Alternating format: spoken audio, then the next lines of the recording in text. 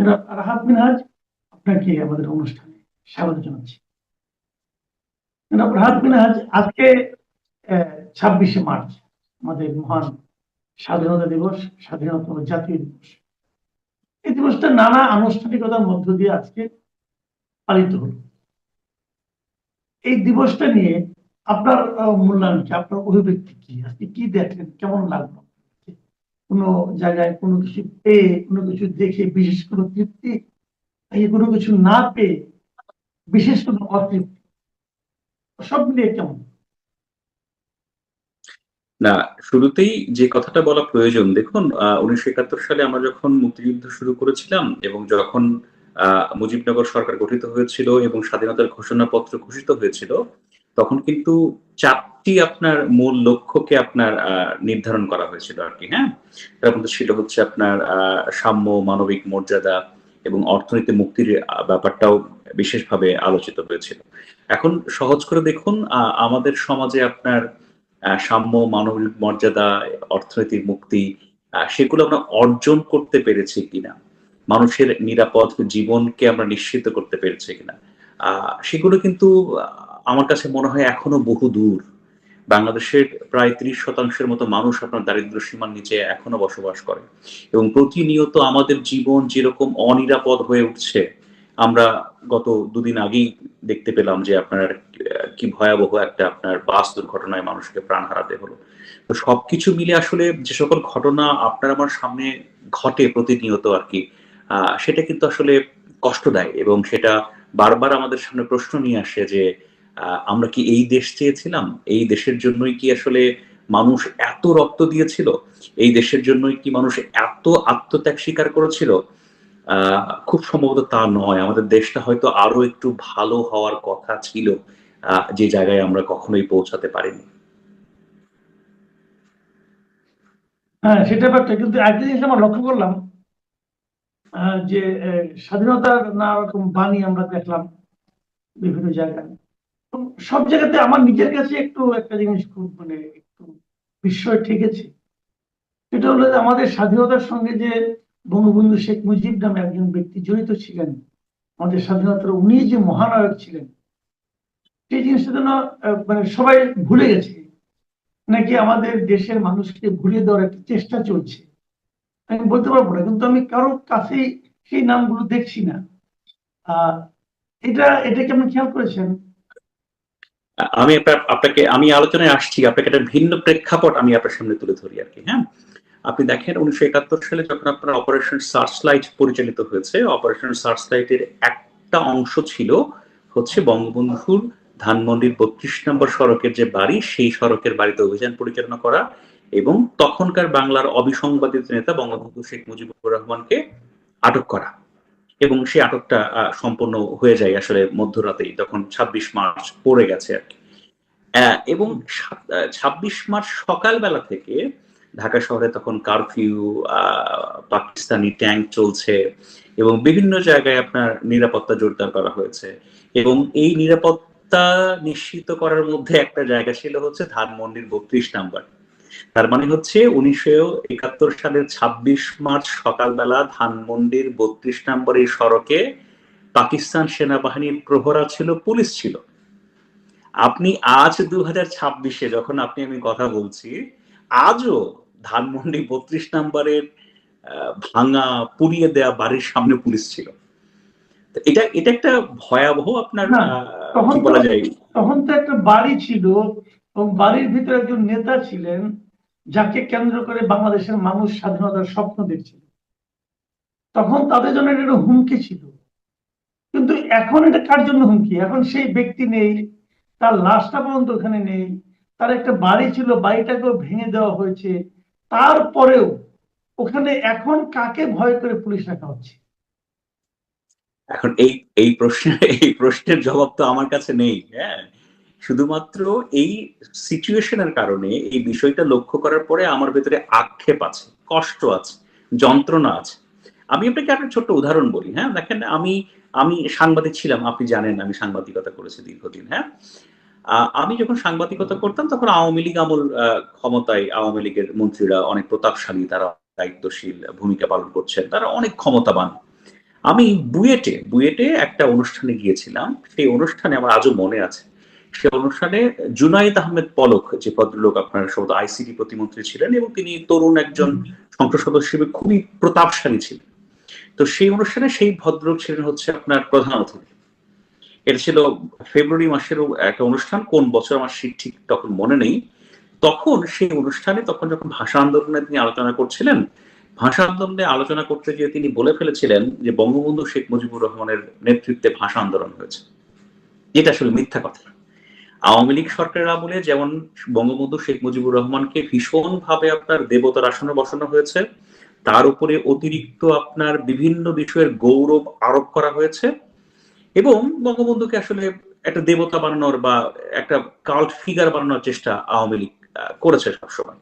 আর বিপরীতে আওয়ামী লীগ কি করেছে, সেটা হচ্ছে আপনার মুক্তিযুদ্ধে অন্যান্য যাদের অবদান ছিল তাদেরকে যতভাবে অপমান, অপদস্থ, পাকিস্তানি চর, তারপরে হচ্ছে আপনার মুক্তিযুদ্ধ বিরোধী ষড়যন্ত্রকারী, যত যা কিছু করে আপনার অপমান করা হয়েছে, এই যেটা আপনিও সাক্ষী আর কি। হ্যাঁ, এখন দেখুন, এখন বর্তমানে যে আমরা আবার আবার একটা এমন একটা বিষয় দেখছি যে আহ, সেই জায়গার একটা রিভার্স জায়গা আমরা দেখছি। মুক্তিযুদ্ধের সময় বঙ্গবন্ধু শেখ মুজিবুর রহমানের অবদান, এটা একজন পাগলও স্বীকার করবে।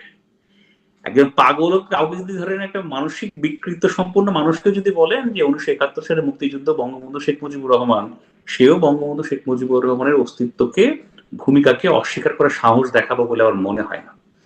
এখন বাংলাদেশের বাস্তবতাটা এমন, দেখেন, বঙ্গবন্ধু শেখ মুজিবুর রহমান ছাড়া বাংলাদেশের স্বাধীনতার নানা আলোচনা চলছে, অনুষ্ঠান চলছে এবং কিছু কিছু ক্ষেত্রে বঙ্গবন্ধু শেখ মুজিবুর রহমানকে টিপ্পনী কাটা হচ্ছে যে তিনি কিছু ছিলেন না, তিনি এই ছিলেন, তিনি সেই ছিলেন, তাকে অপমান করা হচ্ছে। এবং দেখেন একেবারে রিভার্স, মানে ক্ষমতার পালাবদলের সাথে সাথে আমরা একটা রিভার্স চিত্র আমরা আমরা নানাভাবে দেখি আর কি। হ্যাঁ, যেটা আসলে ভীষণ পরিতাপের। আমার কাছে যেটা মনে হয় সেটা হচ্ছে আপনার এই দেশটা তো একটা দীর্ঘ আপনার আন্দোলন সংগ্রামের মাধ্যমে দীর্ঘদিন ধরে মানুষের ত্যাগ তিতিক্ষার মাধ্যমে দেশটা আপনার অর্জিত হয়েছে, সেখানে বিভিন্ন শ্রেণী পেশার মানুষের অবদান আছে। সবার অবদানকে স্বীকার করতে কেন যে আমাদের কার্পণ্য, কেন যে আমাদের আপনার ভেতরে এত হচ্ছে অনীহা, এটা আসলে আমাকে খুব ভাবায়। আজকে দেখলাম যে আহ, আহ, জাতীয় স্মৃতিসৌধে বিভিন্ন দলের লোকজন সেখানে গিয়েছেন এবং সেখানে যে সিপিবির যে নেতৃবৃন্দ যারা আছেন তারা একটা কথা বললেন যে স্বাধীনতার 55 বছর পরেও রাজাকারদের আস্ফালন দেখতে হয়, যা দেশের জন্য চরম লজ্জার। আবার বিপরীত দিকে এটাও দেখলাম যে জাতীয় স্মৃতিসৌধে আওয়ামী লীগের মানে পক্ষে ফুল দিতে এসে 3জনকে আটক করা হয়েছে। আওয়ামী লীগের কার্যক্রম নিষিদ্ধ, মানে আওয়ামী লীগের রাজনৈতিক কার্যক্রম নিষিদ্ধ, তো সেখানে জাতীয় স্মৃতিসৌধে কি কেউ ফুল দিতে পারবে না? জাতীয় স্মৃতিসৌধে যারা ফুল দিতে যায় তারা কি এটা রাজনীতি করতে চায়? ধরেন বিএনপি গেল, বিএনপি জাতীয় স্মৃতিসৌধে ফুল দিতে গেল, এটা কি রাজনীতি করতে গেল নাকি বিএনপি সেখানে শহীদদের প্রতি শ্রদ্ধা জানাতে গেল? এই বিষয়টা কেমন হলো না, আপনাকে সেটি ব্যাখ্যা করবেন? আপনাকে আপনাকে খুব সহজ করে বলি, বাংলাদেশের রাজনৈতিক সংস্কৃতি কিন্তু খুবই নোংরা। বাংলাদেশের রাজনৈতিক সংস্কৃতি কিন্তু খুবই হচ্ছে আপনার সংকীর্ণ এবং সেটার চর্চা আমরা বিভিন্ন সময় বিভিন্ন ভাবে দেখি। কিন্তু আপনি যদি একটা উদার মনস্ক মানুষ হিসেবে যদি নানা কিছু আপনি চিন্তা করেন, আহ সেই ক্ষেত্রে একটা জাতীয় দিবসে একজন নাগরিক শ্রদ্ধা জানাতে গেছে, তাকে গ্রেফতার করা হয়েছে একটা স্লোগান দেওয়ার জন্য, যে স্লোগান আমাদের মুক্তিযুদ্ধের স্লোগান ছিল। এটা তো ধরেন সামান্য সভ্য দেশের কোনো মানুষ শুনলেও তার হার্ট অ্যাটাক করবে, বলে কি, এটা অসম্ভব ঘটনা। কিন্তু আমি একটা কথা আমি আপনাকে খুব ছোট্ট করে বলি আর কি। হ্যাঁ, দেখুন, বিএনপি সরকার ক্ষমতায় আছে, আমি বিএনপির কাছ থেকে অনেক সহনশীল এবং উদারতার আচরণ প্রত্যাশা করেছিলাম, এখনো করি। আমার কাছে মনে হয় ধরেন আপনি আওয়ামী লীগের যে সকল নেতারা ধরেন জুলাই হত্যাকাণ্ডের সাথে জড়িত ছিল, আপনি তাদের বিচার করেন, ফাঁসিতে ঝুলাই দেন, আমার কোনো আপত্তি নাই। কিন্তু আপনি যদি মনে করেন আপনি আওয়ামী লীগকে রাজনীতি করতে দেবেন না, এটা আমার কাছে ভুল পদক্ষেপ বলে মনে হয়। আপনি যদি মনে করেন আপনি বঙ্গবন্ধুকে শ্রদ্ধা জানাতে দেবেন না, আমার কাছে মনে হয় এটা বঙ্গবন্ধু শেখ মুজিবুর রহমানকে আরো শক্তিশালী করবে। আমার কাছে মনে হয় আপনি যদি আওয়ামী লীগের মতো বাংলাদেশের মুক্তিযুদ্ধের ইতিহাসকে আবার কুক্ষিগত করতে চান, আপনি যদি এই চেষ্টা করেন, আপনি দ্রুততার সাথে যে সকল মানুষ আপনার নিরপেক্ষ ছিলেন, যে সকল মানুষ নিরপেক্ষ এখনো আছেন, যারা আপনার সুন্দরভাবে সুস্থভাবে নানা কিছু চিন্তা করেন, সেই মানুষগুলোর সমর্থন বিএনপি রাতারাতি হারিয়ে ফেলবে। কারণ আপনি যদি সেই চর্চাই করেন, যে চর্চাটা আমরা আওয়ামী লীগের আমলে অনেক ক্ষেত্রে দেখেছি, সেই চর্চাটা সুস্থ স্বাভাবিক কোনো মানুষের কাছে গ্রহণযোগ্য হতে পারে না, এটা হবে না।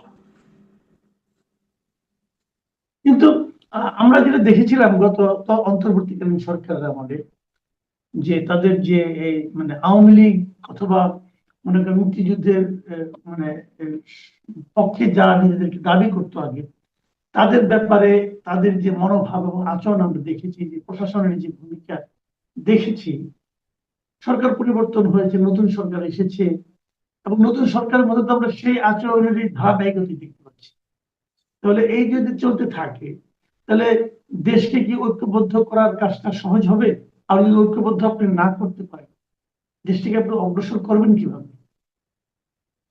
আপনার আপনার কি কখনো কখনো মনে হয় যে বাংলাদেশের রাজনৈতিক ইতিহাসে ক্ষমতাসীন কোন দল কেউ কাউকে ঐক্যবদ্ধ করতে চেয়েছে কোনোদিন? কোনোদিন চায়নি।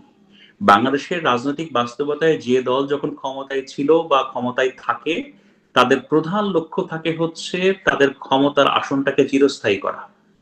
এর বাইরে তাদের আর কোনো চিন্তা নাই। আমি আপনারে হলফ করে বলছি, দেশকে ঐক্যবদ্ধ করা, মুক্তিযুদ্ধের চেতনাকে সমুন্নত রাখা, অন্যকে সম্মান দেয়া, মানবাধিকার রক্ষা করা, অর্থনৈতিক অগ্রগতি অর্জন করা, এগুলো হয়তো অনেকেই মুখে মুখে বলেন, কিন্তু আমার আমার বিবেচনা বলে যে যিনি যখন বাংলাদেশের রাজনৈতিক ইতিহাসে ক্ষমতায় ছিলেন বা ক্ষমতায় থাকেন, তার প্রধানতম চিন্তা থাকে হচ্ছে আপনার যে তিনি কতদিন, কত সময় এই চেয়ারটা আঁকড়ে রাখবেন, এবং তার জন্য তার কি করণীয় সেটা নিয়েই তিনি চিন্তায় থাকেন। দেশকে ঐক্যবদ্ধ করা নিয়ে কারো চিন্তা আছে বলে আমি মনে করি না। তাহলে ভবিষ্যৎ কি? ভবিষ্যৎ কি, আমি শুধু আপনাকে একটা কথা বলি, নতুন সরকার, এই সরকার এখনো অনেক নতুন, আমি খুব সিনসিয়ারলি এই সরকারের কাছ থেকে উদারতান্ত্রিক বা উদার আচরণ প্রত্যাশা করি, সহনশীল আচরণ প্রত্যাশা করি, হ্যাঁ, এবং গণতান্ত্রিক পরিবেশ যাতে বজায় থাকে তার জন্য এই সরকার যথাযথভাবে দায়িত্ব পালন করবেন সেটা আমি প্রত্যাশা করি। কেউ যদি মনে করে তিনি ক্ষমতাসীন হয়েছেন এবং জীবন ক্ষমতায় থাকবেন এবং সবকিছু তিনি তার মতো করে করবেন, এই চিন্তা যদি আবার কেউ করে থাকেন বাংলাদেশের রাষ্ট্রযন্ত্রে, বাংলাদেশে আবারও সংঘাত, আবারও সহিংসতা, আবারও প্রাণহানি, আবারও রক্তপাত, আবারও পালাবদল, এর বাইরে তো আমি কোনো কিছু দেখি না। অনেক ধন্যবাদ, অনেক ধন্যবাদ আপনাকে। এটা নিয়ে আর আলাপ লম্বা কি করব? আমাদের দেশ স্বাধীন হয়েছে 1971-এ, তারপর 55 বছর চলে গেল। স্বাধীনতা দিবস আসে, স্বাধীনতা দিবস যায়, আমরা স্বাধীনতার বিবেচনায় বয়স্ক হই, কিন্তু আমাদের দেশের মানুষের মধ্যে সেই স্বাধীন চিন্তার প্রকাশটা ঘটতে পারছে কিনা, এটা নিয়ে প্রতিবাদী হতাশা প্রকাশ করি। আমরা জানি না এই ধারাবাহিকতার কতদিন চলবে। প্রিয় দর্শক, যারা রাহাত মিনহাজের বক্তব্য আপনারা শুনলেন, আমার ধারণা আপনারা কেউই যে খুব আশান্বিত হওয়ার সুযোগ পেয়েছেন ওনার কথা থেকে, আমার মনে হয় না। আপনাকে ধন্যবাদ। শুরুতেই গতকাল বাংলাদেশের স্বাধীনতা দিবস ছিল, সুতরাং যারা আমার এই অনুষ্ঠান আজকে দেখছেন তাদেরকে স্বাধীনতা দিবসের শুভেচ্ছা, অভিনন্দন। একই সাথে ঈদ উত্তর এই অনুষ্ঠানে অগণিত দর্শক শ্রোতা, আপনারা যারা এই অনুষ্ঠান উপভোগ করছেন তাদেরকে ঈদ মোবারক। আপনাকেও শুভেচ্ছা এবং ঈদ মোবারক। একটু শুরু করব এই প্রসঙ্গে যে খুব আলোচিত ঘটনা দুটো আছে। একটা হচ্ছে সোমবার গভীর রাতে এক-১১-র অন্যতম কারিগর হিসেবে পরিচিত লেফটেন্যান্ট জেনারেল অবসরপ্রাপ্ত মাসুদ উদ্দিন চৌধুরী গ্রেপ্তার হয়েছেন এবং তাকে পুলিশ রিমান্ডে নেওয়া হয়েছে। তারপর বুধবার আবার গভীর রাতেই সেই সময় ১-১১-তে গুরুত্বপূর্ণ ভূমিকা রাখার যার ভূমিকা আছে বলে শোনা যায় ডিজিএফআইয়ের সাবেক মহাপরিচালক লেফটেন্যান্ট জেনারেল অবসরপ্রাপ্ত শেখ মামুন খালেদকে গ্রেপ্তার করেছে পুলিশ এবং তাকেও রিমান্ডে নেওয়া হয়েছে। এখান থেকে আসলে আপনি একজন সাবেক সেনা কর্মকর্তা হিসেবে আপনি নিজে কি বার্তা পাচ্ছেন আর সরকার কি বার্তা দিতে চাইছে বলে মনে করেন? আমি আপনার প্রথমেই আপনাকে যে কথাটা বলবো, আপনি বলেছেন যে ১-১১-র কারিগর হিসেবে লেফটেন্যান্ট জেনারেল মাসুদকে ধরে নেওয়া হয় এবং একই সাথে লেফটেন্যান্ট জেনারেল মামুন খালিদকে ধরে নেওয়া হয়। মূলত লেফটেন্যান্ট জেনারেল মাসুদকেই ১-১১-র কারিগর হিসেবে ধরে নেওয়া হয়। আমরা তখন যা শুনেছি, যা জেনেছি। কিন্তু লেফটেন্যান্ট জেনারেল খালেদ উনি ১-১১-র কারিগর হিসেবে খুব একটা কাজ করেছেন তেমনটা তখন শুনিনি। কিন্তু ওনাকে নিয়ে হয়তো বিভিন্ন কারণে বিভিন্ন রকমের কথাবার্তা হয়েছে এবং যার যুক্তিসঙ্গত কারণ উল্লেখ করেই হয়তো তাকে গ্রেপ্তার করা হয়েছে। জি। আর ১-১১-র যে প্রেক্ষাপট আপনি বলছেন, যে প্রেক্ষাপটে ১-১১ হয়েছিল, সেই ইতিহাসে আমরা এখন আর যাব না। আমরা কম বেশি সবাই জানি যে প্রেক্ষাপটটা কি ছিল এবং সে প্রেক্ষাপটের সাথে জেনারেল মাসুদ কাজ করেছেন একেবারে প্রত্যক্ষভাবে। হুম, এটা একেবারে নিখাত সত্য কথা। জি। উনি তখন নবম পদাতিক ডিভিশনের জিওসি হিসেবে কাজ করেছেন এবং নবম পদাতিক ডিভিশন যেহেতু ঢাকায় অবস্থিত, সেহেতু তার ভূমিকা অনিবার্য ছিল এবং সে অনিবার্য ভূমিকার কারণেই ১-১১ সংগঠিত হয়েছে, যেখানে উনি সহ আরো কেউ কেউ কাজ করেছেন। সুতরাং আপনি তাকে ১-১১-র যে কারিগর হিসেবে উল্লেখ করেছেন, সেটা নিঃসন্দেহে বলা যায়। আমি একটু আপনার কাছ থেকে বিস্তারিত, যেহেতু আপনার সাবেক সহকর্মীও তারা ছিলেন লেফটেন্যান্ট জেনারেল অবসরপ্রাপ্ত মাসুদ উদ্দিন এবং শেখ মামুন খালেদ, দুজন সম্পর্কে আপনার কাছ থেকে জানবো। কিন্তু এই যে জিজ্ঞাসা করছিলাম যে সরকার আসলে কি বার্তা দিচ্ছে, এটি একটু আপনি বলবেন কিনা। এবং মানে এরপর প্রথমে দেখলাম সোমবার গভীর রাতে একজন গ্রেপ্তার হলেন, বুধবার গভীর রাতে একজন গ্রেপ্তার হলেন। এরপর এরপর কে বা কারা, বা এটি কি ধারাবাহিক বা চলমান একটা প্রক্রিয়া বলে মনে করেন কিনা? আইন তার নিজস্ব গতিতে চলবে, এটাতে আমি বিশ্বাস করি। আসলে এবং কি সেই আসলে প্রেক্ষাপটে কি আইন নিজস্ব গতিতে চলে? এতদিন আইন দেখলাম না তাদেরকে ধরতে, হঠাৎ করে মানব পাচার মামলায় গিয়ে গ্রেপ্তার হয়ে গেলেন মাসুদ উদ্দিন চৌধুরী এবং এই ২৪শে জুলাই আগস্টের হত্যাকাণ্ডে গ্রেপ্তার হয়ে গেলেন শেখ মামুন খালেদ। আইন নিজস্ব গতিতে চলছে? আইন নিজস্ব গতিতে আমাদের মতো দেশ যেগুলো আছে সেগুলোতে সবসময় যে চলে তা আসলে ঠিক না। কিন্তু যখন যতটুকুই চলবে না কেন, তাকে সাধুবাদ জানাতে হবে। কারণ দেরিতে হলেও আইন তার নিজস্ব গতিতে চলতে শুরু করেছে। এই প্রেক্ষাপটে তাকে সাধুবাদ আমরা যদি জানাই, তাহলে আমি মনে করি সেটা ভালো। এখন প্রশ্ন হচ্ছে যে কি বার্তা সরকার দিচ্ছে, আপনি জানতে চেয়েছেন। আসলে সরকারের বার্তার ব্যাপারে হয়তো সরকার ভালো বলতে পারবেন, যেহেতু আমি সরকারের কোনো অংশ না। সেক্ষেত্রে আমি সরকারের মনের খবর, ভিতরের খবর বলতে পারবো না। তবে একজন সাবেক সামরিক কর্মকর্তা হিসেবে, একজন গণমাধ্যমের কর্মী হিসেবে, দেশের একজন সাধারণ নাগরিক হিসেবে আমি যতটুকু বুঝি, সেটা হচ্ছে যে একটি বার্তা সুস্পষ্ট যে আমাদের আমাদের সীমা, আমাদের যে নিয়মতান্ত্রিক উপায়ে কাজ করার যে সীমারেখা দেওয়া আছে, তার বাইরে গিয়ে কাজ করাটা ঠিক না। এবং তার বাইরে গিয়ে যদি আমরা কাজ করি, সেক্ষেত্রে জবাবদিহিতা প্রয়োজন আছে। জবাবদিহিতা দিতে হয়, করতে হয়, আদায় করতে হয়, আদায় করে নেওয়া যায়। এই যে বার্তাগুলো, সেগুলো এখন আমাদের কাছে সুস্পষ্ট। যেটা আমরা বর্তমানে যারা কর্মরত আছি বিভিন্ন জায়গায়, সেটা সামরিক প্রশাসন হোক কিংবা বেসামরিক প্রশাসন হোক, যে আমরা যা কিছুই করব না কেন, আমরা সেটা দেশের নিয়ম অনুযায়ী যা করা দরকার সেভাবে কাজ করব। তাহলে কি হয়? তাহলে দেশের মধ্যে কোনো অসন্তোষ, অরাজকতা বা নিয়মের ব্যত্যয় ঘটা কোনো কাজ, সেগুলো সংগঠিত হতে পারে না। জি, কিন্তু নিয়মের ব্যত্যয় ঘটিয়ে সেটাকে নিয়মের মধ্যে ফেলে দেওয়া যায় আবার নানান ছাঁচে, সেটাই আমরা সবসময় আসলে দেখতে পাই। এটা একটু জানতে চাই যে আপনি ওই যে আইন নিজস্ব গতিতে চলছে বা চলবে, আপনি যে প্রত্যাশা রাখছেন বা বলছেন যে আইনের নিজস্ব গতিতে চলছে, সেখানে আমি একটু এই প্রশ্নটা করতে চাই যে ধরেন তাদেরকে যেই মামলায় গ্রেপ্তার দেখানো হলো, বিএনপি নেতারা মোটামুটি বলছেন বা ফেসবুকে শামসুজ্জামান দুদু যেমন পোস্ট করেছেন যে এটি ১/১১ গ্রেপ্তার শুরু করেছেন, সাধুবাদ জানাচ্ছেন তারেক রহমানকে এই বিচার শুরু করার জন্য, বা বিএনপি নেতারা এই বিষয়ে বলছেন ১/১১ কথা স্মরণ করছেন এই গ্রেপ্তারের সাথে সাথে। সবার কাছে এটা স্পষ্ট হচ্ছে যে সেটা আসলে ১/১১ যে তাদের ভূমিকা, সেটার প্রেক্ষিতে একে একে এই গ্রেপ্তারগুলো হচ্ছে। কিন্তু আমি আসলে এই যে আইন নিজস্ব গতিতে চলে সেখান থেকেই প্রশ্ন করতে চাই, তাদেরকে কি সেই অভিযোগে গ্রেপ্তার করা যেত না বা যায় না?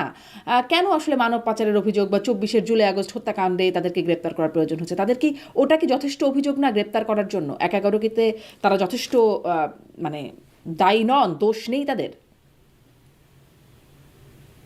আমি আপনার এই উত্তরে বলবো, যেটা আপনার সাথে আমি সহমত পোষণ করি কথাটা বলবো, সেটা হচ্ছে যে ১/১১ সময় তারা যা অপরাধ করেছেন, বিশেষ করে আপনি যদি জেনারেল মাসুদের কথা বলেন, উনি ১/১১ সংঘটিত হওয়ার ব্যাপারে প্রত্যক্ষভাবে ভূমিকা রেখেছেন, এটা যেমন সত্য। এবং তারপরে উনি কিন্তু রাজনীতিতে জড়িয়েছিলেন, এবং রাজনীতির কারণে উনি দুবার যে এমপি হয়েছেন। তথাকথিত কি নির্বাচনগুলো হয়েছিল, সেখানে উনি নির্বাচিত সংসদ সদস্য ছিলেন, এবং সেটার ক্ষমতা ব্যবহার করে উনি কিন্তু মানব আদম ব্যবসা, যেটাকে আমরা বলে থাকি, সে ব্যবসার সাথে সম্পৃক্ত হন। এবং আমরা উনি সেই সময় শুনেছি, জেনেছি যে সেই ব্যবসা করতে গিয়ে বহু লোক প্রতারিত হয়েছে এবং বহু লোক সর্বশান্ত হয়েছে। একটা সিন্ডিকেট গড়ে তোলা হয়েছিল কিছু লোকের মাধ্যমে। সুতরাং এই অভিযোগটা কিন্তু নতুন করে এখন উত্থাপিত হয়নি, তখনই উত্থাপিত হয়েছিল, তখন এই আওয়ামী লীগ সরকার ক্ষমতায় ছিল। সুতরাং সেই মামলার অজুহাতে তাকে যদি এখন গ্রেপ্তার করা হয়, সেখানে কিন্তু ভুলের কিছু নেই। সুতরাং সেই একটা অপরাধে তাকে অপরাধী অভিযুক্ত হিসাবে গ্রেপ্তার করা হয়েছে। আরেকটা অভিযোগ হচ্ছে যে উনি মানি লন্ডারিং করেছেন, এবং সেই প্রেক্ষাপটে দুদকে কিন্তু মামলা হয়েছে। যেহেতু মামলা হয়েছে, সেই মামলার প্রেক্ষাপটে তাকে গ্রেপ্তার করা হয়েছে, সেটাও কিন্তু অপরাধের কিছু না। এরপর আরেকটা হয়েছে যে উনি গণহত্যার সাথে সম্পৃক্ত ছিলেন। এটা হয়তো তদন্তের মাধ্যমে বের হয়ে আসবে যে উনি আসলে কতটুকু সম্পৃক্ত ছিলেন। তার কারণ আমরা সবাই জানি যে বহু মামলা হয়েছে যেখানে হয়তো কেউ কেউ সম্পৃক্ত ছিলেন, কেউ কেউ ছিলেন না। যারা ছিলেন না তাদের নামেও মামলা করা হয়েছে, এবং পরবর্তীতে হয়তো তদন্তের মাধ্যমে হোক, বিচার প্রক্রিয়ার মাধ্যমে হোক, বের হয়ে এসেছে যে তারা কতটুকু সম্পৃক্ত ছিলেন। সুতরাং উনি কিন্তু শুধুমাত্র ১/১১ কারিগর হিসাবে গ্রেপ্তার হয়েছেন, সেটাও সত্য না।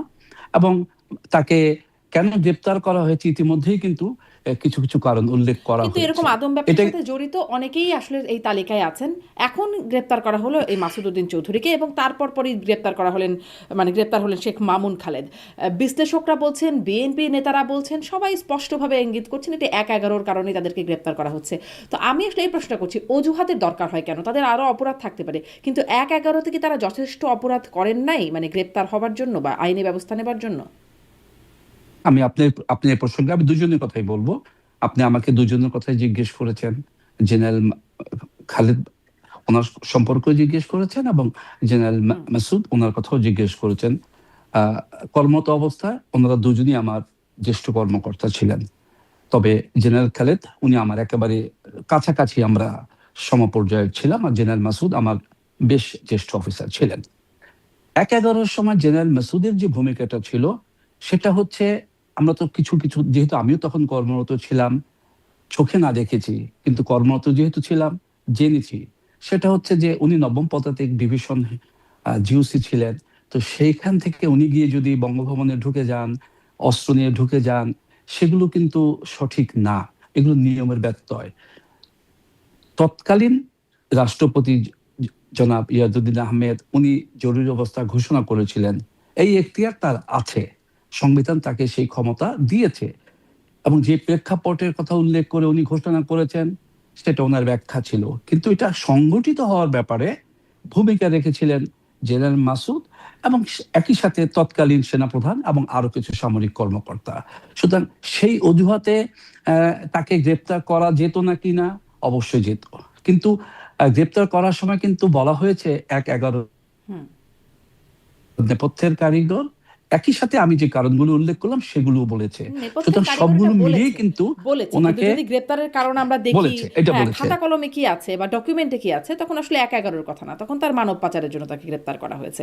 বা পরের জনকে যদি বলি, শেখ মামুন খালেদকে, তাকে ২৪শে জুলাই আগস্ট হত্যা মামলার জন্য গ্রেপ্তার করা হয়েছে। ১/১১ কথা সবাই মুখে না, বলছে। ওনাকে কিন্তু শুধু ২৪-এ না, আপনি যেটা বলেছেন জেনারেল মাসুদের কথা ১/১১ কথা মুখে বললেও বাকি যে অভিযোগগুলোর কথা উল্লেখ করেছে সেগুলো কিন্তু সুস্পষ্ট অপরাধ, এখন তদন্তের মাধ্যমে বের হয়ে আসবে। তার আগে তো আমরা কিছু বলতে পারবো না উনি অপরাধী কিনা, কিন্তু এগুলো তখনই আলোচিত হয়েছে। আর ১/১১ যে ব্যাপারটা আপনি বলেছেন সেটাও আমি এবং আমার মতো আপনি বা আমরা অনেকেই জানি, সবাই জানি যে ১/১১-তে উনি যথেষ্ট গুরুত্বপূর্ণ ভূমিকা পালন করেছেন। আপনার সেটাই এখন একটু এই গুরুত্বপূর্ণ ভূমিকার জায়গা থেকে এবার একটু আপনার অভিজ্ঞতা, জানাশোনা বা কর্মরত অবস্থায় যতটুকু অভিজ্ঞতা আপনার হয়েছে সেখান থেকে একটু জানতে চাই। আসলে তিনি একজন মানে একজন একজন করে জানি। প্রথমে এই লেফটেন্যান্ট জেনারেল অবসরপ্রাপ্ত মাসুদ উদ্দিন চৌধুরী, যিনি বলছেন যে মূল কারিগর, আপনিও বলছেন, তিনি আসলে ব্যক্তি মানুষ হিসেবে কেমন ছিলেন, কর্মকর্তা হিসেবে কেমন ছিলেন, মানে সেনা অফিসার হিসেবে কেমন ছিলেন? আমি আপনাকে প্রথমে একটু বলবো উনি মূল কারিগর সেটা আমি বলবো না।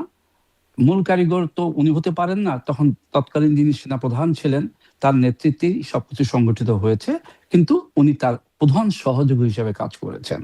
আর আপনি জানতে চেয়েছেন উনি ব্যক্তি জীবনে কেমন ছিলেন। উনি কিন্তু সরাসরি সেনাবাহিনীতে কমিশন প্রাপ্ত অফিসার ছিলেন না, উনি রক্ষী বাহিনীতে ছিলেন।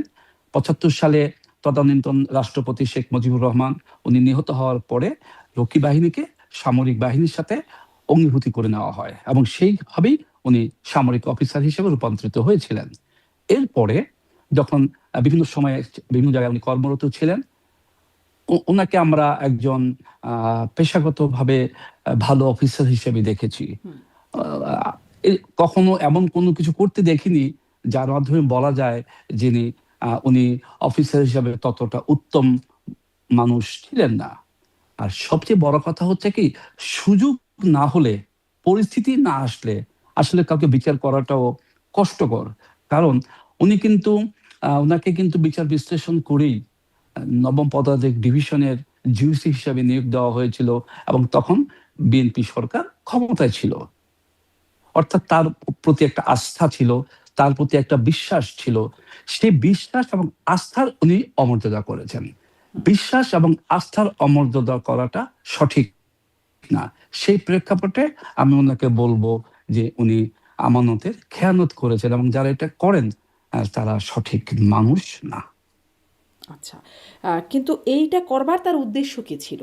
কি উদ্দেশ্যে তিনি করলেন? মানে তিনি তো এমনিতেই আস্থাভাজন ছিলেন সরকারের। এই বিশ্বাসঘাতকতা করবার উদ্দেশ্য কি ছিল? আসলে আপনি যুগে যুগে একটা জিনিস কিন্তু দেখবেন যে যারা বিশ্বাসঘাতকতা করে, অর্থাৎ তাদেরকে আমরা বলে থাকি মির্জাফর, এটা খারাপ অর্থে বলে থাকি।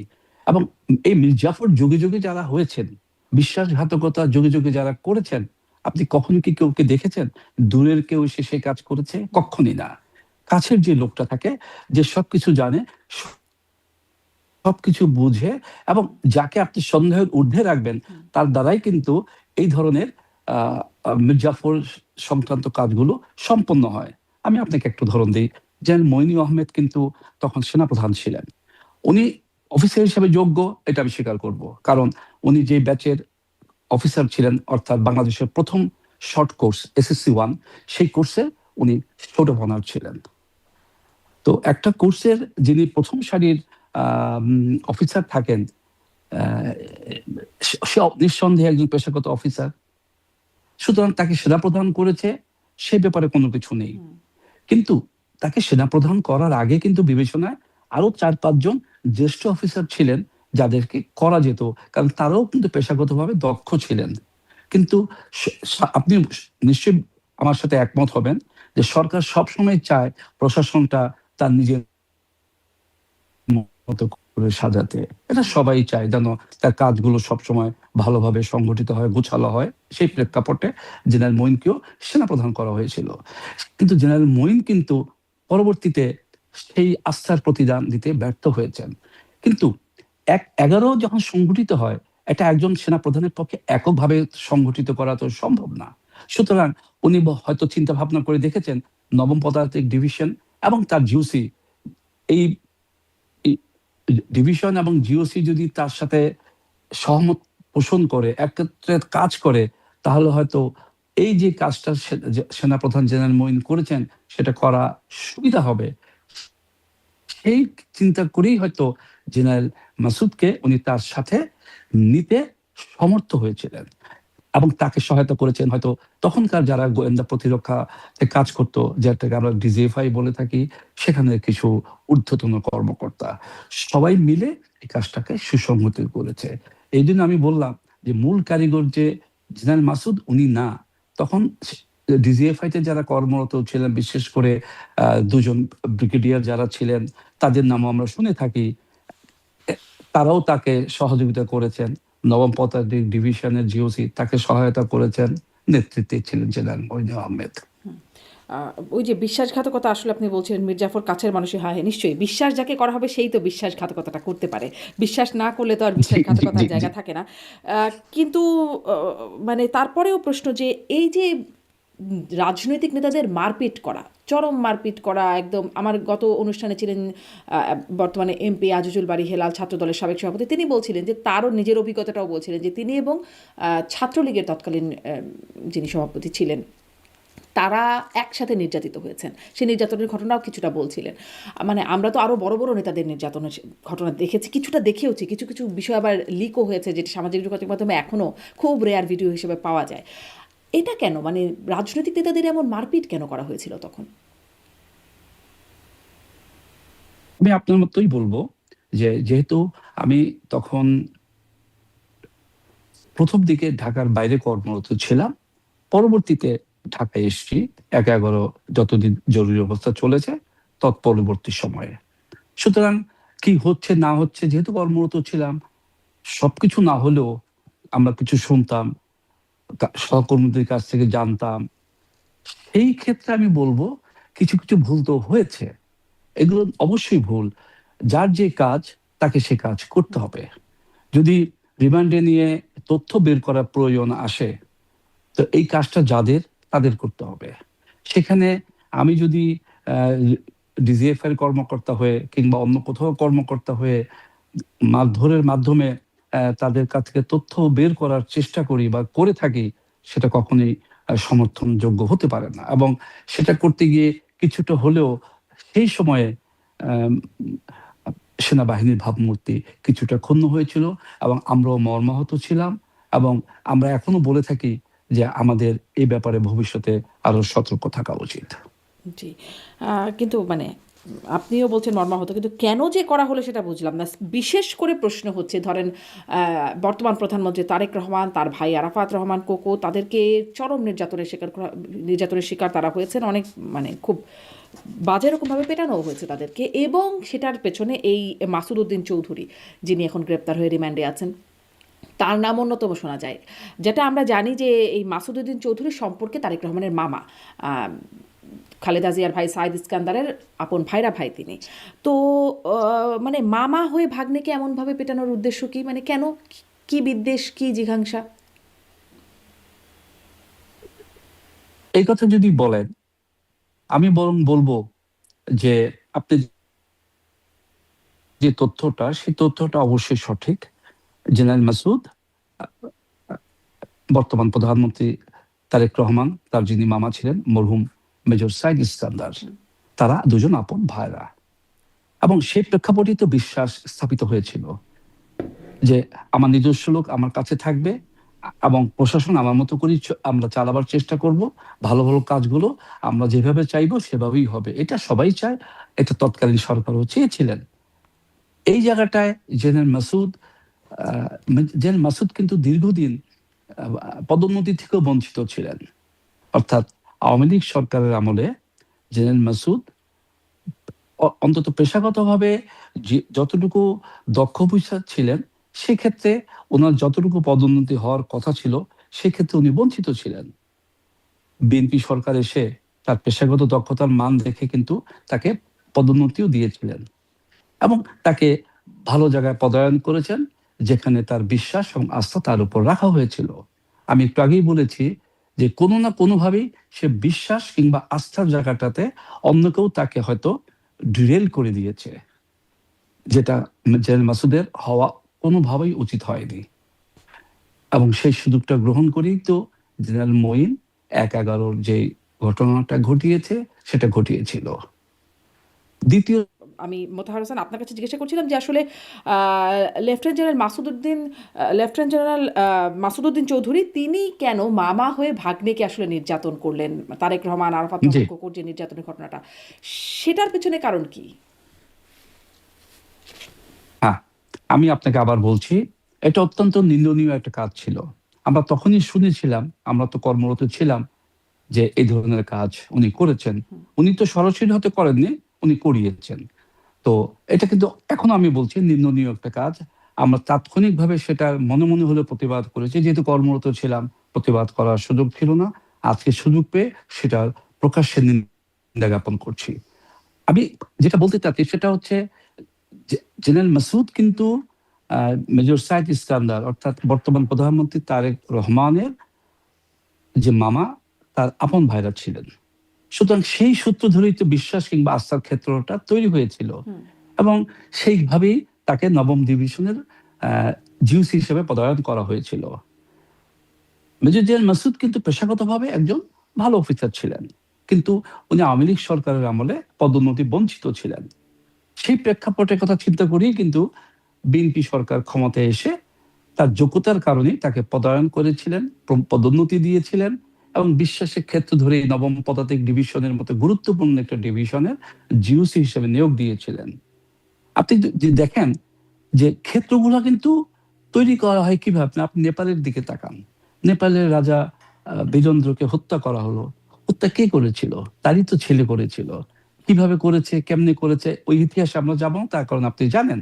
অর্থাৎ কোনো না কোনো ভাবে এটাকে সংগঠিত করা হয়েছে, কারণ বিশ্বাসের ক্ষেত্রটা কখনোই অবিশ্বাসের জায়গায় তৈরি হয়নি বীরেন্দ্রের ছেলের ক্ষেত্রে, তেমনি হয়েছিল হয়তো জেনারেল মাসুদের ক্ষেত্রে। এবং সেই সুযোগটাই গ্রহণ করে জেনারেল মাসুদ সেটাকে কার্যকরী করেছেন, যার মাধ্যমে কার্যকরী করা হয়েছে। সুতরাং আহ এটা কেন করেছে যতটা না হয়তো প্রকাশ পেয়েছে, কিন্তু উনি করেছেন, এই কথাটা তখনই প্রকাশিত হয়েছে। এবং আমরা যারা জেনেছি তাৎক্ষণিকভাবে প্রতিবাদ করার সুযোগ না থাকলেও মনে মনে ঘৃণা করেছি, আজকে প্রকাশ্যে সেটার নিন্দা জ্ঞাপন করেছি। এবং আমি এই অনুষ্ঠানের মাধ্যমে এটাও বলবো যে এই কথাটা যদি সত্য হয়ে থাকে যে তাকে ধরে নিয়ে গিয়ে আপনার প্রহার করা হয়েছে, নির্যাতন করা হয়েছে, যেটা একেবারে অনৈতিক কিছু কাজ যদি সত্যি হয়, তাহলে এর সাথে যারা জড়িত ছিল, এখন সময় এসেছে এই সমস্ত যদি ব্যক্তিদেরকে সত্যি হয় খুঁজে কেন বলছেন, বের মানে করা। মিথ্যা হওয়ার সুযোগ আছে? তখন তো তাকে দেখা যেত তিনি সুস্থ অবস্থায় গেলেন, আসার সময় হুইল চেয়ারে পড়ে যাচ্ছেন তিনি, কাঁধে ভর করে চলতে হচ্ছে, মানে তখন তিনি বয়সেও খুব তরুণ ছিলেন, এরকমটা তো হবার জি, কথা না। এরকম হওয়ার কথা না। আমি যদি কথাটা কেন ব্যবহার করছি, যখন কোনো কিছু তদন্তের মাধ্যমে বের করার চেষ্টা করা হয়, অভিযোগ করা হয় যে এটা উনি করেছেন, তারপরে তদন্ত করা হয়, তার আগে রিমান্ডে নেওয়া হয়, তদন্ত শেষ করে বিচার প্রক্রিয়ার মাধ্যমে তাকে অভিযুক্ত ঘোষণা করা হয়। আমি তো আগেই বলেছি যে এই কাজটা আমরা তখনই শুনেছি। এখন যেহেতু তাকে সেই অভিযোগে গ্রেফতার করা হয়েছে, এখন অভিযোগটাকে সত্য বলে প্রতিষ্ঠিত করা হোক। জি। আমরা যেন আর কখনো বলি না হতেও পারে, নাও হতে পারে। এই যে এটাই ধরেন সত্য, এটাই প্রতিষ্ঠিত হোক। এবার একটু এই প্রসঙ্গে একটু একটু ছোট করে জানি যে এই যে দলীয় একরকম আনুগত্য বা স্বজনপ্রীতি, এগুলোকে যে একটা মাপকাঠি রাখা হয় প্রমোশন বা পদায়নের ক্ষেত্রে, সেটি আসলে কতটা এখানে থেকে কি একটা শিক্ষা আসে কিনা, উঠে আসে কিনা? অনেক শিক্ষা আছে নিশ্চয়ই, আপনিও বলছিলেন, কিন্তু এটি একটা শিক্ষা কিনা? কারণ এখনও দেখা যাচ্ছে সেনাবাহিনীতে বিএনপি ক্ষমতায় আসার পরপরই আবার বড় বড় পদগুলোতে রদবদল হয়ে গেছে, শুধু সেনাবাহিনীতে না, পুলিশে, প্রশাসনে, বাংলাদেশ ব্যাংকের গভর্নর থেকে শুরু করে বিশ্ববিদ্যালয়ের ভিসি, সর্বত্র দলীয় আনুগত্য যাদের আছে বা দলীয়করণ করা হয়েছে। যেই দলীয়করণের কড়া সমালোচনা করতো বিএনপি যখন আওয়ামী লীগ ক্ষমতায় ছিল, আওয়ামী লীগও দলীয়করণ কাজগুলো করতো এবং প্রশাসনের দলীয়করণের কড়া সমালোচনা বিএনপি করতো, এখন সেটা আবার করছে। ১/১১ কুফল তারা মাথায় তো আছেই। এটা কি একটা শিক্ষা কিনা যে দলীয় আনুগত্য, স্বজনপ্রীতি এটা কোনোভাবেই মাপকাঠি হবার জায়গা না, দক্ষতা যোগ্যতা সেটি একমাত্র মাপকাঠি হওয়া উচিত? আমি আপনার উত্তরে বলবো, দলীয় আনুগত্য বলে কোনো কথা হতে পারে না যারা আমরা সামরিক কিংবা বেসামরিক প্রশাসনে কাজ করব। সেখানে থাকবে পেশাগত দক্ষতা। আমি এটুকু বলতে পারি, আমি সাম্প্রতিক সময়ে সেনা পর্যায়ে যে বড় ধরনের কিছু রদবদল হয়েছে উচ্চ পর্যায়ে, আমি তাদের সম্পর্কে অন্তত এটুকু বলতে পারবো যে তাদের পেশাগত দক্ষতা নিয়ে কোনো প্রশ্ন নেই, কোনো রকম প্রশ্ন নেই। তারা পেশাগতভাবে অত্যন্ত দক্ষ। সুতরাং পেশাগত দক্ষতা সম্পন্ন অফিসারকে যদি পদায়ন করা হয়, সেখানে যদি বলা হয় যে দলীয় আনুগত্য তাদের আছে, সেটা সঠিক না। আর এরপরে বলবো, আমরা সাম্প্রতিক সময়ে কিছু বিশ্ববিদ্যালয়ে দেখেছি যে উপাচার্য নিয়োগ দেওয়া হয়েছে। প্রশ্ন হচ্ছে, তারা দলীয় আনুগত্যর কারণেই কি পেলেন, নাকি তারা যে পদে পদায়ন হয়েছেন সেখানে তাদের দক্ষতা বা যোগ্যতা আছে? যদি যোগ্যতা থেকে থাকে তাহলে আনুকূল্যের প্রশ্নটা না আনাটাই ভালো। এটা কিন্তু সত্য কথা। আনুকূলের প্রশ্ন কিভাবে এড়াবেন? কারণ তাদের সবার পরিচয়টা স্পষ্ট, মানে তাদের ব্যাকগ্রাউন্ড আছে, সবারই একটা রাজনৈতিক একটা ব্যাকগ্রাউন্ড আছে, সেটি স্পষ্ট। তাহলে এটা এড়াবেন কি করে দলীয় আনুগত্যের এটা ব্যাপারে? এবং এই এটার প্রশ্নটা আমি ব্যাপারে একটু আমি করতে চাই, তারা দক্ষ যোগ্য নিশ্চয়ই, মানে দক্ষ যোগ্য ব্যক্তিরা দলীয় আনুগত্য তাদের থাকতে পারে। তাহলে যারা আসলে দক্ষ যোগ্য কিন্তু কোনো দলের আনুগত্য নাই, আওয়ামী লীগ সময় আওয়ামী লীগের আনুগত্য যাদের ছিল তাদেরকে পদায়ন করা হয়েছে। ডক্টর ইউনূস বা রেজিমের সময় জামাতের বিশেষ একটা প্রভাব ছিল, সেখানে জামাতের লোকজন পদায়ন হয়েছে বলে জেনেছি। বিএনপি আসলো, বিএনপির লোকজন পদায়ন হলো। মানে যারা সাধারণভাবে কোনো দল করে না কিন্তু দক্ষ যোগ্য, এমন লোকও তো নিশ্চয়ই আছে, তারা কখনো উঁচু পর্যায়ে যেতে পারবে না? আমি আপনাদের উত্তরে বলবো যে যেটা আমি দেখেছি আওয়ামী লীগ সরকারের সময়, শুধুমাত্র পেশাগত দক্ষতার মাধ্যমেই যে পদায়ন করা হয়েছে এবং পদোন্নতি দেওয়া হয়েছে তেমনটা ছিল না। এখনো তো না। কি- কিছু কিছু ক্ষেত্রে হয়তো পদোন্নতি দেওয়া হয়েছে, একটু লোক দেখানো পদোন্নতি, যে হ্যাঁ পেশাগতভাবে সে দক্ষ, কিন্তু মূলত আনুগত্যের মাধ্যমে পেশাগত দক্ষতা বিহীন অফিসারদেরকেও কিন্তু পদোন্নতি দেওয়া হয়েছে। আর এখনকার কথা যদি বলেন, এই সরকার তো মাত্র আসলো, এক মাস। ফেব্রুয়ারি মাসে 1 মাস হলো, এবং তাদের সময় কিন্তু এখনো পর্যন্ত পদোন্নতি কোনো পর্ষদ বা পদোন্নতি কোনো পরিষদ এখনো গঠিত হয়নি সেনা পর্যায়ে। সুতরাং এবার যখন নাকি এটা সংগঠিত হবে, হওয়ার পরে হয়তো মন্তব্য করা যাবে যে এবারের ক্ষেত্রে কি আনুগত্য মুখ্য ছিল নাকি দক্ষতা মুখ্য ছিল। দক্ষতা এবং আনুগত্য দুইটার যদি সম্মিলন ঘটে, সেই ক্ষেত্রে আমি বলবো কোনো কোনো সময়, ওই যে আগেই বলেছি, সরকার চায় তার প্রশাসন তার মতো করে চালাতে, তাহলে সেটাকে কিছুটা হলেও গ্রহণ করা যায়। কিন্তু আপনি বলেছেন তাহলে যাদের আনুগত্য নেই তাদের কি হবে? এই ক্ষেত্রে আমি আপনার সাথে একমত পোষণ করি, বলবো সরকারি বেসামরিক হোক সামরিকই হোক, আনুগত্যর চেয়ে দক্ষতারকেই প্রাধান্য দেওয়া উচিত বেশি। আমরা একটু অপেক্ষা করব, দেখব আরো 5-6 মাস সময় দিয়ে, যে এই ক্ষেত্রে তারা কি শুধুমাত্র আনুগত্যকেই প্রাধান্য দিচ্ছেন নাকি দক্ষতাকেও প্রাধান্য দিচ্ছেন। আমি আবারও বলছি, দক্ষতার প্রাধান্য হওয়া উচিত প্রথম, আনুগত্যটা হওয়া উচিত গৌণ। জি। কারণ আমি আসলে কিন্তু একটা প্রশ্ন কথা বলি, করছিলাম আনুগত্য আমি কি? আমি জি। আমি আরেকটা কথা বলি, সামরিক পর্যায়ে কাজ করে আমি আনুগত্য দেখাবো না এমন কোনো সুযোগ তো সেটা তো নেই। যে কেউই, মানে সেটা কেন হতে হবে লেফটেন্যান্ট জেনারেল অবসরপ্রাপ্ত মাসুদ উদ্দিন চৌধুরী, মানে তিনিই কেন হতে পারবে? আনুগত্য তো মানে সেই হিসেবে সবাই, কারণ আপনাদের ডিসিপ্লিন ফোর্স, ডিসিপ্লিন ফোর্স। যা নির্দেশনা দেওয়া হবে তাতে এমনিতেই পালন করতে হবে। সেক্ষেত্রে দলীয় আনুগত্য আছে কিনা সেটা কেন বিবেচনায় আনতে হয়? এই জন্য তো আমি আপনাকে এই কথাটা বললাম যে আনুগত্যটা কিন্তু গৌণ, দক্ষতাটা হওয়া উচিত মুখ্য। আমরা অপেক্ষা করব এখন, যে আমি বিশ্বাস করি অতীত থেকে শিক্ষা নিয়ে আমরা দক্ষতার দিকে ধাবিত হব, আনুগত্যের দিকে নয়। জি। ইতিমধ্যে অনেকগুলো নিয়োগ, মানে যেটি বলছিলাম, বাংলাদেশ ব্যাংক থেকে বিশ্ববিদ্যালয়, পুলিশ, সেনাবাহিনী, সর্বক্ষেত্রে প্রশাসন, সর্বক্ষেত্রে নিয়োগ নিয়ে একটুখানি কথাবার্তা উঠছে। দেখেন, আপনি কিন্তু বাংলাদেশ ব্যাংকের কথাটা বলেছেন, আমি কিন্তু হয়তো সরাসরি উত্তর দিয়েছি। বাংলাদেশ ব্যাংকের যিনি গভর্নর হয়েছেন বর্তমান সরকার, আমি যেটা বুঝি আর কি আমার বিশ্লেষণে, যে একজন ব্যবসায়ীকে এবার গভর্নর করেছেন, যেটা অতীতে কখনো হয়নি। আমার প্রশ্ন হচ্ছে, অতীতে যেটা কখনো হয়নি তা হতে পারবে না এমনটা তো না। যাকে দিয়েছেন উনি দক্ষতা সম্পন্ন কিনা, কারণ আমরা তো জানি যে কানাডাতে কিন্তু ব্যবসায়ীকেই বাংলাদেশ ব্যাংকের গভর্নর করা হয়েছিল। সরি, আমি ভুল বলছি, কানাডার ওখানকার প্রধান যে ব্যাংক সেখানকার গভর্নর করা হয়েছিল, যিনি যুক্তরাজ্যেও কিন্তু কাজ করেছেন। অর্থাৎ একজন ব্যবসায়ী যে ব্যাংকের মানে গভর্নরের ট্রায়াল কাজ দেবার করে। সুযোগটা আসলে বাংলাদেশ ব্যাংকের গভর্নরের জন্য কতটা আছে সেটা একটা প্রশ্ন, কারণ আমরা এতদিন ধরে দেখে আসছি একটা যোগ্যতার মাপকাঠি জি আছে জি মোটামুটি, জি জি অনানুষ্ঠানিক হলেও সেটা জি আছে, সেটা জি তার জি জি ক্ষেত্রে জি আসলে খুব প্রযোজ্য না বলে বিশ্লেষণগুলোতে উঠে এসেছে, এবং তিনি যে দলীয় সেটিও খুব স্পষ্ট যে এটি তার একটা অন্যতম বিবেচনা তিনি। আচ্ছা আচ্ছা, এই দলীয় লোকটা কাজ করার ক্ষেত্রে তার দক্ষতা দেখাতে পারে কিনা, হুম। সেটা তো এখনো সময় শেষ হয়ে যায়নি। আমরা যদি একটু অপেক্ষা না করি, আগেই তাকে অদক্ষ বলে না ঘোষণা না না, করে দেই, নিশ্চয়ই নিশ্চয়ই, তাহলে তো সেটা ঠিক হবে না। অবশ্যই। একটু অপেক্ষা করে দেখি না, এবং যদি এই কোনো না কোনো সময় তো ট্রায়ালটা করতে হবে, সেটা এখন করি আর কালকে করি যেহেতু।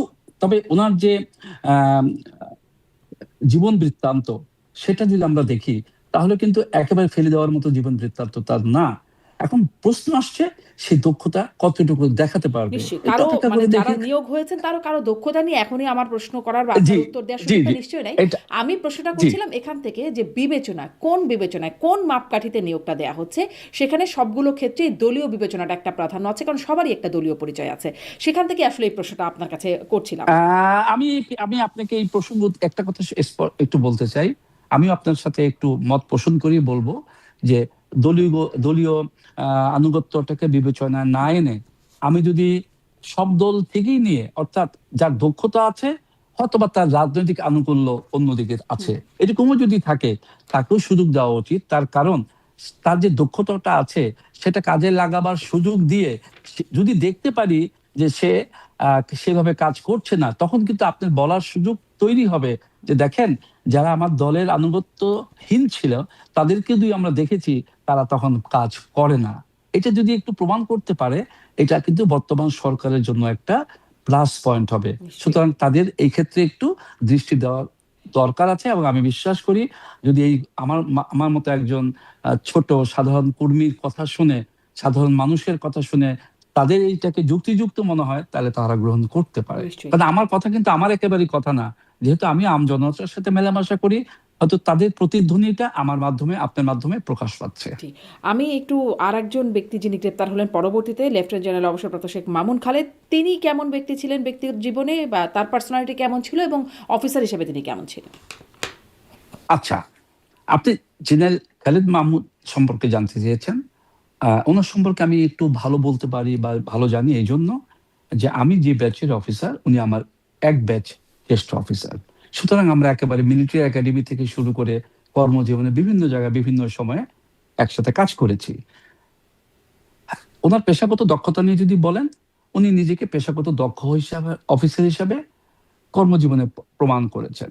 কিন্তু আসলে কি, সেটা হয়তো একটা পর্যায় পর্যন্ত থাকে, তারপরে শুরু হয় আপনি যে কথাটা বললেন, আহ আনুগত্য দেখানোর প্রতিযোগিতা, এবং সেই আনুগত্য প্রতিযোগিতায় জয়ী হয়ে যখন নাকি কোনো জায়গায় পদায়ন হয়, সেখানে আরো কিভাবে বেশি দিন থাকা যায়, সেজন্য আরো বেশি কিছু কাজ করা, যে কাজগুলো সঠিক নয়, একেবারেই বিবেচনাহীন কর্মকাণ্ড। এই ক্ষেত্রে জেনারেল মামুনের বিরুদ্ধে আপনি যে কথাটা আমরা শুনেছি, জেনেছি বা অভিযোগ এসেছে, একেবারেই ফেলে দেওয়ার মতো অভিযোগ না। যেরকম বলা হয়েছে যে জলসিঁড়ির একটা কথা বলা হয়েছে, যে উনি জলসিঁড়িতে অনেক টাকা পয়সা তছরূপ করেছেন, কিংবা অনেক দুর্নীতি করেছেন, আত্মসাৎ করেছেন। এই কথাগুলো কিন্তু আমরা যখন ছিলাম কর্মজীবনে, কিংবা অবসর নেওয়ার পরেও শুনেছি। কিন্তু যেহেতু প্রমাণ করার কোনো সুযোগ আমাদের হাতে ছিল না, কিংবা কোনো আহ বিচার ব্যবস্থায় তাকে অন্তর্ভুক্ত করার সুযোগ আমাদের ছিল না, আমরা হয়তো আমাদের নিজেদের মধ্যে আলোচনা করেছি, কিন্তু কখনো এটাকে বাস্তব রূপ দিতে পারিনি। কাজেই এখন সুযোগ যেহেতু এসছে, যে অভিযোগটা আমরা শুনেছি, আমরা অপেক্ষায় থাকবো এখন যে এই অভিযোগটা কতটুকু সত্য এই জলসিঁড়ির ব্যাপারে। জি। এরপরে আসেন আপনি আয়নাঘর নিয়ে ওনার বিরুদ্ধে একটা অভিযোগ এসছে, কিংবা গুম খুন এবং অন্যান্য জিনিসের ব্যাপারে তাকে বলা হচ্ছে মূল হোতা। এবং এক্ষেত্রে কিন্তু ওনারই ব্যাচমেট জেনারেল আজমি, যিনি গুম ঘরে অনেক দিন ছিলেন, আবার আমাদের এখন ব্রিগেডিয়ার, তৎকালীন লেফটেন্যান্ট কর্নেল হাসিনুর রহমান বীর প্রতীক, ওনাকেও গুম করা হয়েছিল।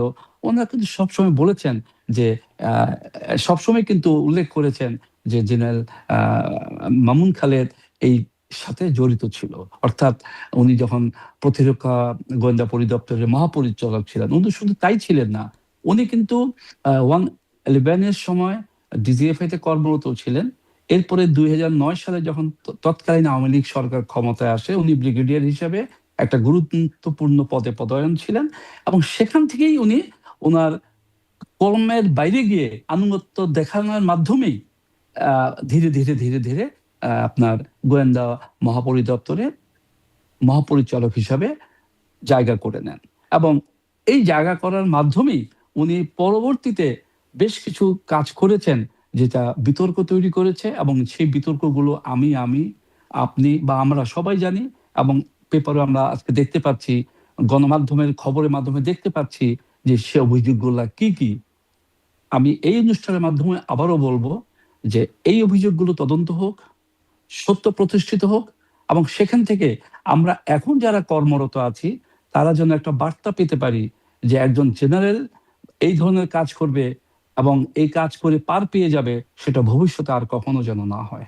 জি, কিন্তু যেই আসলে দলীয় আনুগত্যের একটা মাপকাঠি থাকে, তখন তো দলীয় আনুগত্য দেখানোর প্রতিযোগিতা বাড়বেই। যে যত বেশি আনুগত্য দেখাতে পারবে সে নিশ্চয়ই তত বেশি প্রমোশনের জন্য এলিজিবল হিসেবে। ফলে ওই জায়গাটা থেকে গেলে তো এটা কিভাবে আসলে বার্তা দেবে যে দলীয় বিবেচনা ওটা আমি আগেই বলেছি, এই জন্য আপনাকে প্রথমেই বলেছি দক্ষতা হওয়া উচিত মূল বিবেচনা, আনুগত্য নয়। আনুগত্য হওয়া উচিত গৌণ। এবং আমার বিশ্বাস থেকে আমি বলি, যেহেতু বর্তমান প্রধানমন্ত্রী উনি একটা কথা বলেছেন যে আমি পরিবর্তন চাই, তো সেই পরিবর্তনের সময়টা কিন্তু পার হয়ে যায়নি, শুরু হয়েছে। তা আমাদেরকে দেখার সুযোগ দিতে হবে যে আসলে কি উনি দক্ষতাকে বিবেচনায় আনবেন নাকি আনুগত্যকে বিবেচনায় আনবেন। আনুগত্য কিন্তু আমি আবারও বলছি, দক্ষতার মাধ্যমে যাকে আপনি কোনো জায়গায় বসাবেন, যেহেতু প্রত্যেকটা কর্মের একটা রূপরেখা দেওয়া আছে, সেটাই হচ্ছে আনুগত্য। তা আমি তার মধ্যেই যদি থাকি, সুতরাং আমাকে আনুগত্য না দেখাবার কোনো সুযোগ নেই। জি। সুতরাং একটা দেশ গড়তে হলে দক্ষতা সম্পন্ন ব্যক্তিবর্গকে আপনাকে জায়গা মতো বসাতে হবে যেন দেশটাকে সামনে নিতে পারে। এই যে আমি জিজ্ঞাসা করছিলাম যে অনেক রাজনীতিবিদদেরকে নিয়ে নির্যাতন করা হয়েছে, সাথে সাথে ব্যবসায়ীদেরকেও নেওয়া হয়েছে, নির্যাতন করা হয়েছে, তাদের কাছ থেকে মোটা অঙ্কের টাকা নেওয়া হয়েছে বলে ব্যবসায়ীরা পরবর্তীতেও তারা বলেছেন। একাত্তরের পরেও অনেকের সাথে ব্যক্তিগত বা আমাদেরই অনুষ্ঠানে এসে তাদের অভিজ্ঞতার খানিকটা, পুরোটা তো আর শেয়ার করেন না, কিন্তু খানিকটা শেয়ার করে তাতে আমরা অনেকটাই জেনেছি। এই যে মোটা অঙ্কের টাকাগুলো নেওয়া হতো, সেই টাকাগুলো কে বা কারা নিত, কোথায় যেত? এই যে অভিযোগ সম্পর্কে আপনি বলেছেন, সে অভিযোগকে আমি উড়িয়ে দিচ্ছি না। কারণ 111-এর সময় আমি যতটুকু জেনেছি, শুনেছি, সহকর্মীদের কাছ থেকে জানতে পেরেছি যে তখন কিন্তু বড় বড় ব্যবসায়ীদেরকে ডেকে পাঠানো হতো, এবং সেখানে আপনি যেই অভিযোগটা করলেন সেই অভিযোগটা ব্যাপারে প্রশ্ন উঠেছে যে বড় বড় ব্যবসায়ীদের কাছ থেকে টাকা নেওয়া হয়েছে এবং তাকে ছেড়ে দেওয়া হয়েছে। আমার বিশ্বাস ছিল যেহেতু একটা এই অভিযোগ এসেছে, পরবর্তীতে যে সরকার আসবে সে সরকার এটাকে তদন্তের মাধ্যমে প্রতিষ্ঠিত করবে যে অভিযোগটা কি সত্য না মিথ্যা।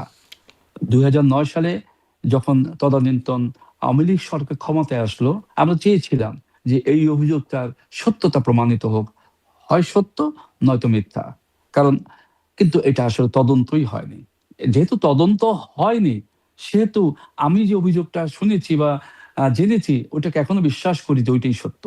আমার এই বিশ্বাসটাকে ভাঙতে হলে সেই তদন্তের মাধ্যমে সেটা প্রমাণিত হওয়া উচিত।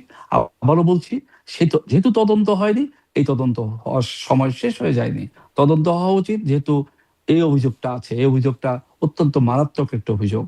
জি, এই তদন্ত এবং বিচারগুলো যখন ক্ষমতার পরিবর্তন হয় এবং যখন মানে ঠিক ওই যে আনুগত্যহীন অন্য কোনো দল ক্ষমতা আসে, তখনই শুরু হয়। যেমন ধরেন এই যে ডক্টর ইউনূস এবং তার উপদেষ্টা পরিষদ থেকে শুরু করে সেই সময় এর বিরুদ্ধে মানে কর্তৃপক্ষের বিরুদ্ধে অনেক অভিযোগ, এখন দুদকেও এখন অনেক মামলা হচ্ছে, কিন্তু সেই বিষয়ে খুব যে তদন্ত হচ্ছে তা না। তারাও কি একরকম ইনডেমনিটি পাওয়ার প্রক্রিয়া আছে বলে মনে হয়?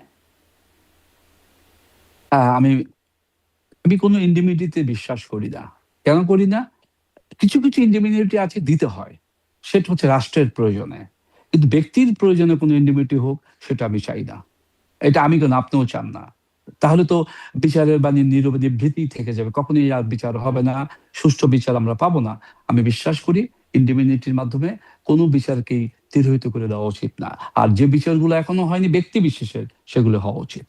জি, তা তো বটেই, সেটা তো আমাদের উচিত এবং বিশ্বাস আশার জায়গা, কিন্তু ও, না, আসার জায়গায় এই জন্য বলছি বাস্তবতাটা আসলে কি? যে বাস্তবতা এই জন্য আমি বলছি যে আপনার সাথেই আমি তাল মিলিয়ে বলবো, যেহেতু মাত্র 1 মাস হয়েছে সরকার এসছে, আমরা চাই এই সরকারকে আরেকটু সময় দিয়ে দেখার জন্য যে এই যে আমরা বাস্তবতার দিকে তাকিয়ে আছি, এই বাস্তবতার দিকে ওনারা কি পদক্ষেপটা নেন। আমার বিশ্বাস, যেহেতু আমাদের ভিতরে একটা হাহাকার আছে, সেই হাহাকারটা কিন্তু ওনারা দেখেছেন, যারই বিস্ফোরণ ঘটেছিল আগস্টের 5 তারিখে।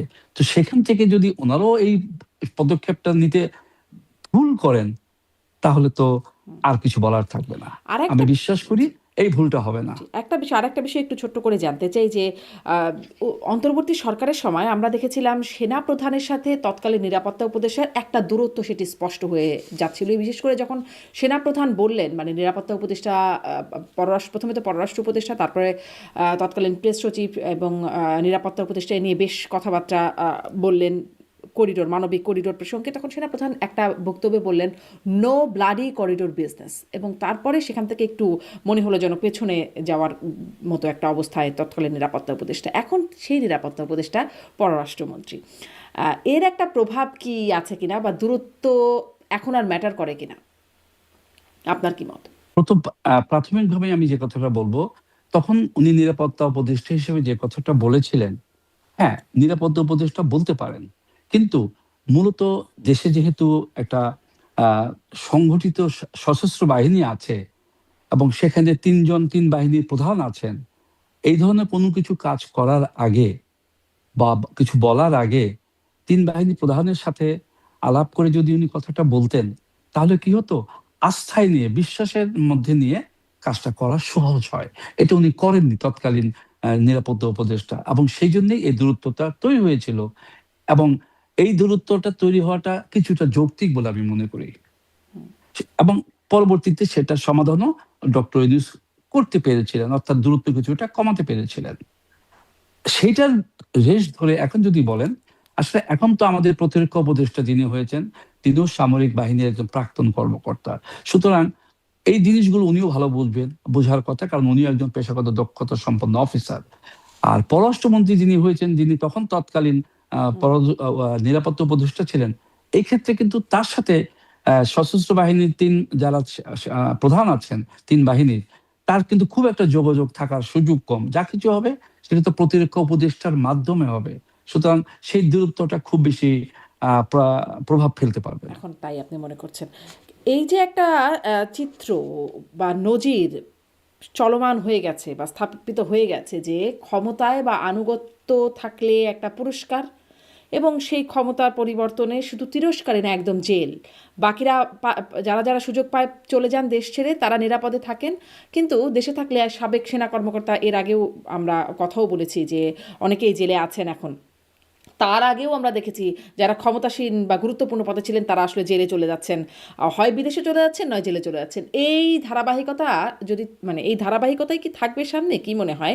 আর এটি আসলে সেনাবাহিনীর জন্য কেমন বিষয়টা?